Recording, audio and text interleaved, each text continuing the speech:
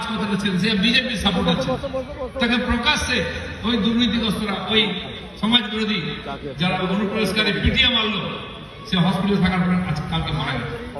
তো মানুষের জীবন সুরক্ষিত নয়, ধন সম্পত্তি সুরক্ষিত নয়, মা বোনদের সম্মান সুরক্ষিত নয়, আর চাকরি বাকরিও সুরক্ষিত নয়। তো কিসের ভরসায় বেঁচে আছে, কোথায় আছে, কোন বাংলায় আছি আমরা? তাই আমরা পরিবর্তনের চেষ্টা করছি। পশ্চিমবঙ্গের লক্ষ লক্ষ বিজেপি কর্মী, কেন্দ্রের পুরো নেতৃত্ব, প্রধানমন্ত্রী সহ সবাই আছে ঝাঁপিয়ে পড়েছেন বাংলায় পরিবর্তন করতে, কোনো বাকি হয় না।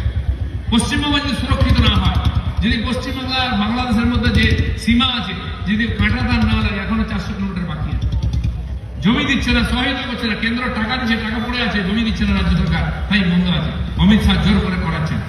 তো ওখান থেকে যে অনুপ্রবেশ হচ্ছে লক্ষ লক্ষ, যে রোহিঙ্গারা আসছে, এখানে সমাজ বিরোধী ক্রিয়াকলাপ করছে, বোম ফাটাচ্ছে, বন্দুক নিচ্ছে, ইন্টারন্যাশনাল উগ্রপন্থী ক্রিয়াকলাপ করছে, এই ভারতের সারা ভারতবর্ষে যেটা হচ্ছে এই পশ্চিমবঙ্গেই যাচ্ছে।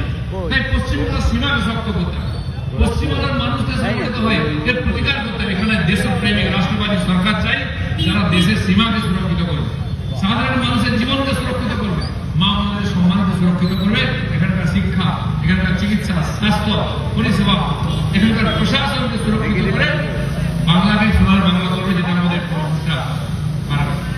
স্বপ্ন দেখেছিলেন ডক্টর শ্যামাপ্রসাদ মুখার্জি, যেটা স্বপ্ন দেখেছিলেন, সেটাকে সেই স্বপ্নকে সফল করে আমরা লড়াই